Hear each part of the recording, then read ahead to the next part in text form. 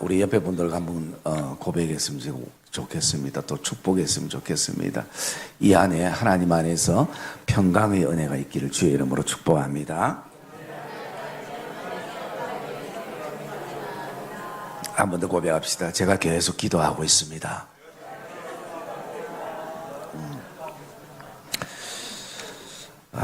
우리 2005년도 표가 우리 저렇게 벽에 걸려 있는데 우리 한번 같이 제가 주 안에서 하면 여러분들이 서라 품으라 그리고 보라 하시면 될 것 같습니다. 우리 한번 해봅시다. 주 안에서 서라 품으라 보라. 아멘. 여러분, 새해입니다. 새해는 여러분들이 아마 생활적으로 또 삶적으로 여러 가지 삶의 결단들을 가지고 출발했을 것입니다. 그래서 우리가 이 생활과 삶의 여러 가지 결단과 결심을 하며 출발을 해나갈 때에 아마 각자가 또 기도하는 마음으로 그것을 결단을 했을 것입니다. 그러면서 우리는 세상 사람들과 달리 삶과 생활뿐만 아니라 신앙 안에서도 어떤 결단을 가지는 것이 또 목표를 세우는 것이 이 새해의 새로운 출발이라 그렇게 생각을 하게 됩니다. 여러분들은 이 한 해 어떤 신앙의 목적과 결단을 가지고 출발을 할 마음을 품고 있습니까? 그러면서 저는 개인적으로 또 교회적으로 이 한 해는 오늘 주시는 이 말씀처럼 주 안에서 서라, 주 안에서 품어라, 그리고 주 안에서 도우라. 이것이 어쩌면 이 안에 우리가 출발할 때 가슴에 품고 나가야 될 신앙의 목표와 결단이 아닌가라는 생각을 가지게 됩니다. 왜냐하면 저와 여러분의 마음 안에는 작년에는 그렇지 못했다 할지라도 올해는 새롭게 내가 하나님 앞에서 신앙생활을 잘하고 싶은 마음과 결단이 우리에게는 있기 때문인 것입니다. 그러면 어떻게 하면 신앙생활을 잘할 수 있을까?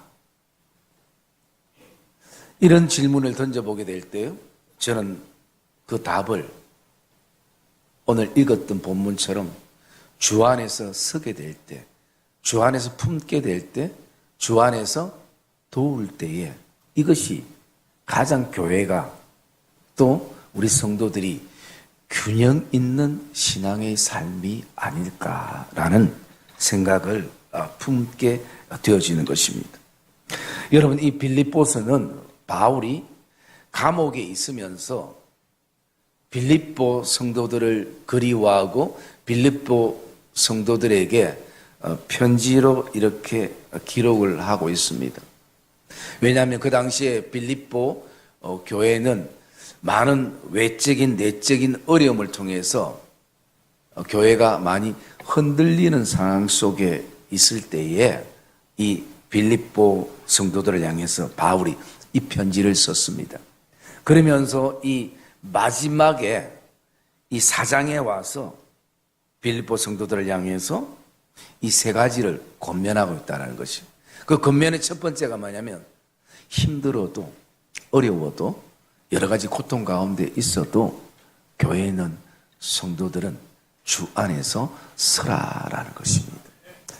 여러분, 이 서라라는 단어는 다른 말로 보면요, 견뎌라, 버티라 이런 의미가 담겨져 있습니다.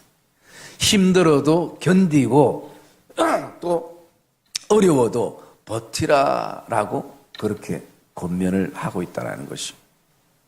그러면 우리가 사실은 지금도 힘든 가운데에 버티고 있고 견디고 있는데 버티고 견디고 할 때 가장 중요한 것은 뭐냐면요, 바로 힘이라는 것입니다. 여러분, 힘이 있어야 앉기도 하고 서기도 하는 것입니다. 힘이 있어야 어려운 상황과 고난과 어려움 가운데서도 우리가 버티고 견딜 수 있게 되는 것입니다. 여러분, 힘이 없으면 안 돼요. 마음은 있어도 생각은 있어도 힘이 없으면 움직일 수가 없는 것이죠. 지금 우리 교회 주차장에 차가 이렇게 주차가 많이 되어 있는데 그 복잡한데 우리 또 베델의 어른들이 또 차를 한 대씩 다 이렇게 끌고 오네요. 그 베델의 어른들이 그 차를 한 대씩 끌고 올 때 이렇게 보면요, 좀 더 힘이 있으면 이걸 의지하지 않고 올 건데 라는 마음이 제 마음속에 들고요. 또 하나는 저걸 버티면서까지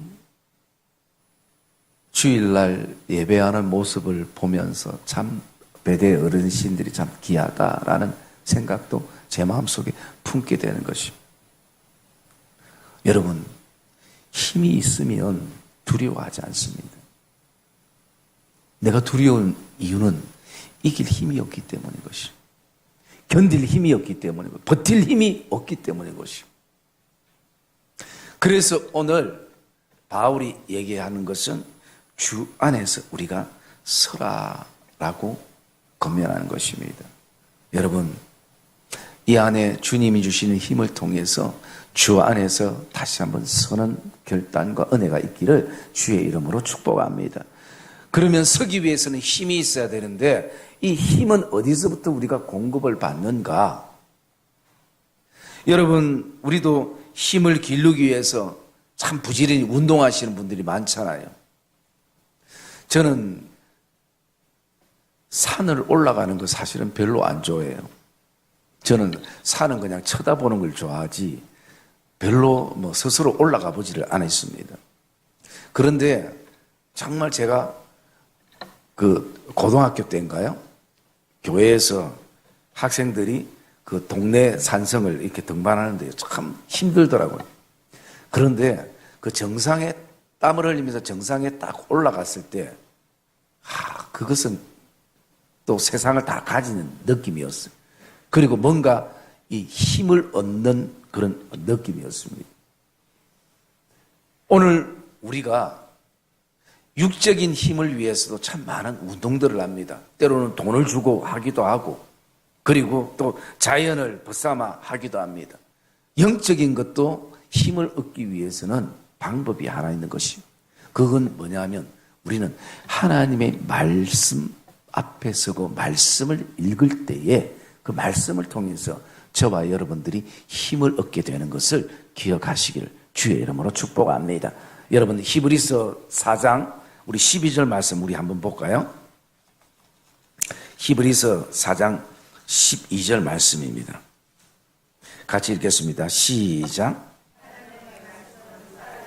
활력이 있어 좌우의 날선 어떤 검보다도 예리하여 혼과 영과 및 관절과 골수를 찔러 쪼개기까지 하며 또 마음의 생각과 뜻을 판단하나니. 네. 하나님의 말씀은 살아있고 그리고 활력이 있다는 말은 운동력 있다라는 것입니다. 그래서 하나님의 말씀을 우리가 읽고 묵상하고 그 말씀을 우리가 품고 기도하면요, 그 하나님의 말씀은 살아있기 때문에 운동력이 있기 때문에 오늘도 우리에게 활력을 주고 있는 것이 바로 하나님의 말씀이라는 것입니다. 여러분, 오늘 제가 부탁드리고 싶은 것은 이 한 해 육적인 어떤 건강을 위해서 충분히 우리가 운동하고 또 활동하고 그리고 또 취미생활을 해야 되겠지만 영적인 부분들도 우리가 힘이 있기 위해서는 하나님의 말씀을 먹기를 주의 이름으로 축복합니다. 왜? 그 하나님의 말씀은 우리를 다시 살게 하고 활력이 있는 것입니다. 여러분, 이 힘은요 대단한 것입니다. 제가 언젠가 이 우리 교회 주변에 이렇게 보니까요, 교회가 전부 다 콘크리트잖아요. 길이. 그런데 그 콘크리트 속에서요 아주 얇은 새싹이 올라오는 걸 보았습니다. 여러분 보신 분들 있어요? 네. 그냥 보고 지나갔죠. 저는 그것을 보면서도 묵상을 합니다. 보니까 와, 어떻게 저 콘크리트를 저 얇은 잎사귀가 토담할 수 있는가? 그것은요, 생명력이 있고 생명력은 힘이라는 것이에요. 여러분, 힘이 있으면 콘크리트도 그 얇은 잎사귀가 뚫고 나가며 생명을 유지한다는 것입니다. 여러분, 오늘 우리의 영적인 생명을 유지하고 싶지 않습니까? 영적인 생명이 활력 있고 생명력 있기 위해서는 우리가 하나님의 말씀을 우리가 묵상하고 그 말씀을 먹어야 되는 것이에요. 그래서 여러분, 이 안에 우리가 출발할 때에 이미 며칠 지났지만 여러분 결단하고 하나님의 말씀을 하루에 5장이나 8장이나 10장을 읽기를 주의 이름으로 축복합니다. 여러분, 우리는 그러니까 갑자기 아멘 소리가, 성경 읽으라니까 아멘 소리가. 다시 한번 NG입니다. 이번에 지어주세요. 녹음하지 말고. 다른 교인이 들으면 쪽팔린다. 자, 다시 NG. 자, 다시 한번 합시다. 우리가 이 안에 하나님의 말씀을 5장이나 8장이나 10장을 읽기를 주의 이름으로 축복합니다. 예. 여러분, 왜 하나님의 말씀을 그냥 일주일에 한 번 목사님 설교 듣는 것을 끝내면 절대 안 돼요. 힘이 없습니다. 힘이. 살아갈 힘이 없는 것이에요. 견디고 버틸 수 있는 힘이 없는 것이에요. 여러분, 언제까지 목사 설교 한 편으로 여러분 영적인 어떤 양식을 삼고 살겠습니까? 저는 얼마 전에 어떤 성도를 통해서 이렇게 들으니까 와, 성경을 벌써 5동에 6동 그렇게 했다는 얘기 듣고 참 제가 감동을 받았어요. 그러면서 제가 어떤 마음을 품었겠습니까? 따라합시다. 나도 성경을 읽어야 되겠다. 와, 목사가 도전을 받았어요. 와, 저도 5독도 못했는데 또 이거 다른 데 소문내지 말고요. 성경을 읽어야 되겠다. 여러분, 우리는 다 주 안에서 서기를 원합니다. 견디기를 버티기를 원합니다. 힘이 있어야 되는 것이에요. 그 힘은 바로 하나님의 말씀에서부터 나는 것이에요. 여러분, 제가 처음 은혜를 받았을 때 저는 기도를 통해서 은혜를 받았어요. 하나님의 살아계심을 경험하고 또 그 은혜가 너무나 감사하고 그러면서 이제 2번째 은혜 받은 것이 말씀을 통해서 은혜를 받기 시작했어요. 말씀을 이렇게 읽다 보면 너무나 그 말씀이 귀하고 또 하나님께서 깨닫게 해주시고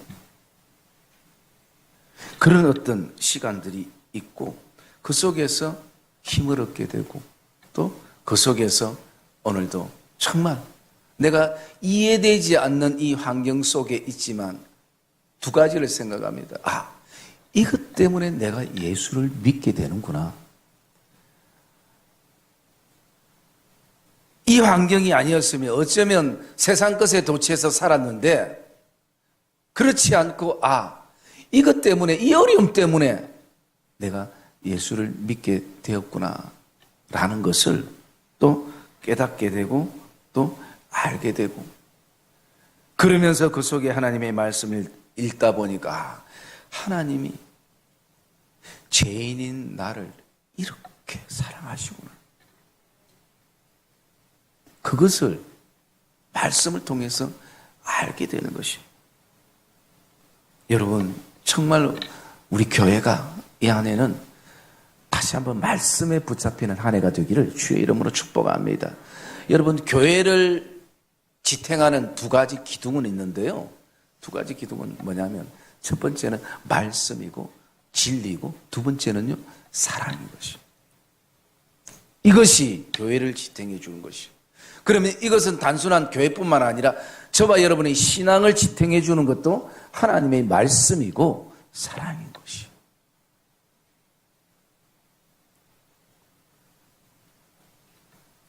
그리고 우리가 또 바울이 두 번째로 오늘 우리에게 권면하는 권면이 뭐냐면요, 주 안에서 품으라라는 것입니다. 주 안에서 품으라. 2절 말씀에 있죠. 주 안에서 품으라. 여러분, 참 우리가 품는 게 쉽지 않습니다. 그죠?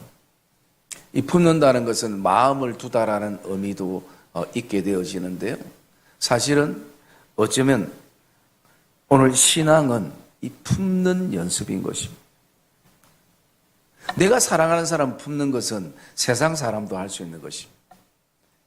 그런데 그렇지 않는 관계도 오늘 품으라는 것입니다. 지금 빌립보 교회가 혼란과 혼돈과 꼭 이 나라와 이 민족 같은 모습인데 이럴 때에 중요한 것은 품는 게 필요한 것이, 안는 게 필요한 것이. 품고 안을 때 그 사람은 녹게 돼 있는 것이. 끊임없이 지적하고 또 구중하고 이것도 사람을 바꾸기도 하지만 한계인 것이. 그런데 때로는 아무 얘기하지 않고 그냥 품어줄 때에 그 속에서 스스로 알게 되고 스스로 고백하게 되는 것입니다. 여러분, 조류들을 보면요, 조류들은 모든 알들을 어떻습니까? 품습니다. 여러분, 힘들어도 비바람이 불어도 또 품고 품을 때에 결국은 알에서 깨어나서 생명체가 탄생되는 것이에요. 알이 세모든 네모든 동그랗든 모양을 탓하지 않고 그것을 품는 것이에요. 여러분, 그 알이 알겠습니까? 그 품는 자세가 얼마나 힘들고 어려운가를 그 알은 잘 모를 거예요. 그러나 그 품는 의미는 이 알을 품을 때 알이 반드시 깨어지고 그 속에서 생명이 태어난다는 거예요. 그리고 언젠가 이 알도 어미가 돼서 깨닫게 되고 또 동일하게 알을 품는 시간들을 보낸다는 것이죠. 여러분, 교회는 품는 곳입니다. 품는 것을 우리는 오늘도 이 한 해는 연습하고 훈련되어야 되는 것이죠. 그러면 우리가 어떻게 품을 수 있을까? 뭐 여러 가지 어떤 방법이 있지만요, 가장 중요한 것은 마음을 넓혀야 되는 것입니다. 여러분, 그 말씀 우리 한번 볼까요? 고린도후서 6장 13절 말씀 우리 같이 한번 읽읍시다.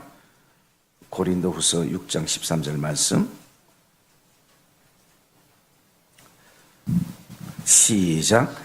내가 자녀들에게 말하듯 하노니 보답하는 것으로 너희도 마음을 넓히라 라고 말씀하고 있습니다. 그 앞에 11절에 보면 고린도 성도들이요, 너희를 향하여 우리의 입이 열리고 우리의 마음이 넓어졌으니 라고 말합니다. 바울은 많은 신앙의 훈련 가운데 다른 게 아니라 마음이 넓어졌다라는 것이. 그러면서 지금 그 문제, 그 사건, 그것을 오늘도 우리가 끙끙거리는 이유는 품지 못하기 때문이다. 왜 품지 못하는가? 내 마음이 넓지 못하기 때문인 것입니다. 여러분, 저와 여러분들이 이 안에는 마음을 넓히는 훈련을 저와 여러분들이 하기를 주의 이름으로 축복합니다. 여러분, 우리가 기독교인들이 세상 사람들의 욕먹는 건 다른 게 아니라 세상 사람들보다 영적인 것을 떠나서 마음이 넓지 않다는 거죠. 흔히들 얘기할 때 세상 사람들은 서로 다퉜다가도 또 세상 사람들은 술 한잔 먹으면서도 그냥 풀리는데 이 예수 믿는 사람들은 이것도 안 되는 것이. 왜? 마음이 좁기 때문에.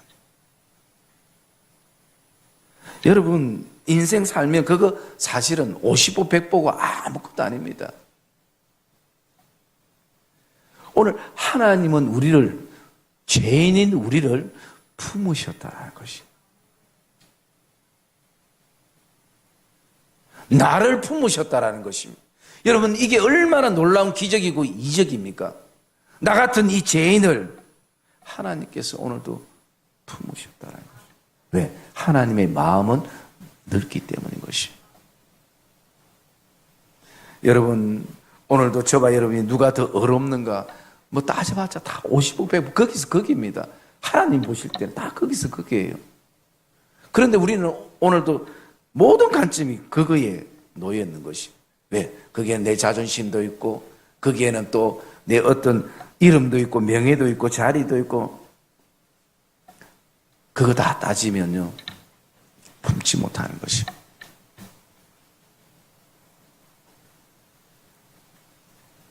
여러분, 때로는 제가 TV를 통해서 이렇게 보니까요, 예수 안 믿는데도 참 마음이 넓은 사람들이 많이 있더라고요.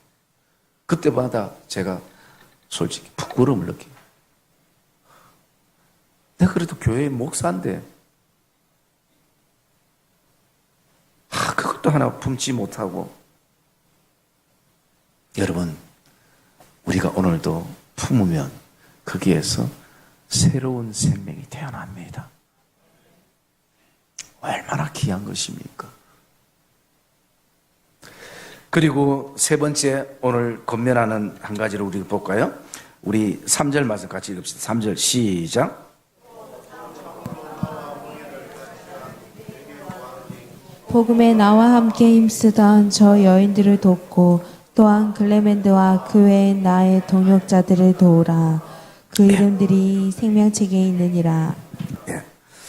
세 번째, 우리가 교회가 감당해야 될 것은 동역자들을 도우라라는 것입니다. 여러분, 여기서 나오는 이 동역자들은 무엇을 말하고 있는가? 우리가 골로새서 4장 11절 말씀 한번 볼까요? 골로새서 4장 11절 말씀입니다. 같이 읽읍시다. 골로새서 4장 11절 말씀 시작. 유스도라 하는 예수도 너희에게 문안하느니라. 그들은 할레파이나 이들만은 하나님의 나라를 위하여 함께 역사하는 자들이니 이런 사람들이 나의 위로가 되었느니라. 아멘. 여러분, 동역자는 하나님의 나라를 위하여 함께 역사하는 자들인 것입니다. 진리를 위하여 땀 흘리는 자들인 것입니다. 오늘 교회를 위해서 오늘도 함께 땀 흘리며 수고하는 자들을 성경에서는 동역자라고 그렇게 얘기를 하고 있는 것입니다. 그래서 바울은 오늘도 이런 동역자들을 통해서 나의 위로가 되었다라는 것입니다. 여러분, 오늘도 교회는 서로 합력하며 서로 돕는 관계가 되어야 하는 것입니다. 오늘 바울은 혼자 복음을 전하고 혼자 그 많은 교회들을 세운 것이 아니라 많은 동역자들이 있었습니다. 기도하는 사람들이 있었습니다. 자기 집을 내어놓고 성전으로 쓰게 만들었던 가정교회의 출발도 있었습니다. 그리고 누가 같은 사람은 의사이지만 사실은 그 당시에 의사는 돈 벌려면 많이 벌 수 있고 그리고 집을 살려면 많이 살 수 있는 그런 사람이지만 평생 바울 곁에서 바울의 몸을 건강을 체크해 줬습니다. 여러분, 단순히 바울을 위해서 한 것이 아닙니다. 하루 이틀은 할 수 있죠. 그런데 평생 함께 했던 것은 하나님 나라 때문인 것입니다. 동역자이기 때문인 것입니다. 여러분, 바울은 설교하는 사람이기 때문에 때로는 많은 사람들의 어떤 박수도 받고요, 환영도 받고 대접도 받고 했지만 누가는 그림자였습니다. 누구 하나 알아주지 않았습니다. 그가 사람들 만날 때마다 나는 바울의 이 건강을 관리해주는 사람이라고 그렇게 얘기하지도 않았습니다. 그런데요, 여러분, 사도행전, 그 신약의 역사서인 사도행전을 누가 기록했는가? 누가가 기록한 것이. 왜? 바울과 함께 계속 그 사역들을 보았거든요. 여러분, 바울이 성경학자들이 얘기할 때 성격이 좋은 사람이 아닙니다. 외골수에다 고집도 세고 직선적이고 그런 성향인 것이. 여러분, 그런 사람 옆에서 맞추기가 쉽겠습니까? 쉽지 않아요. 그런데도 묵묵히 평생 바울 곁에 있었던 이유는 사람이 좋아서가 아니에요. 사람이 괜찮아서가 아니에요. 하나님 나라, 복음, 한 영혼을 구원하는 그것이 어쩌면 누가는요, 바로 내가 바울을 섬기는 것이 하나님 나라를 이루는, 하나님 나라를 위해 땀 흘리고 수고하는 동력이라는 그것을 가슴에 품고 나가기 때문인 것입니다. 사랑의 믿음의 성도님들, 오늘 우리는 서로 복된 동력자들이 되기를 주의 이름으로 축복합니다. 여러분, 그걸 위해서 하나님이 우리를 부르시고 오늘 우리 교회에 몸담게 하신 것이에요. 여러분, 곰곰이 한번 생각해 보십시오. 전국을 떠나서 부산만 해도 교회가 얼마나 많습니까? 목사가 얼마나 많습니까? 그런데 정말 사람들이 잘 들어오지 않는 이 외진 이 용호동에, 그것도 10년도 아니고 20년도 아니고 30년, 40년씩 신앙생활 이 교회에서 몸담고 하는 데는 하나님의 뜻이 있는 것입니다. 하나님의 부르심이 있는 것이에요. 여러분이 선택하면, 솔직히 제가 만약 목사가 아니고 교회를 선택하면 좀 더 좋은 환경의 교회를 갈 거예요.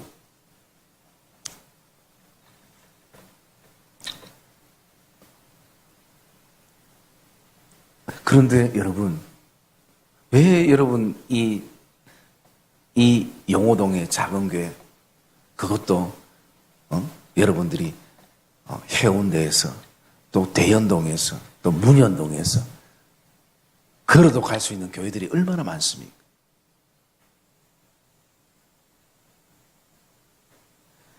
옛날에는 참 가장 멀리서 양산 덕계에서도 오시는 집사님이 계셨죠. 버스를, 지하철을 막 서너 번씩 타고.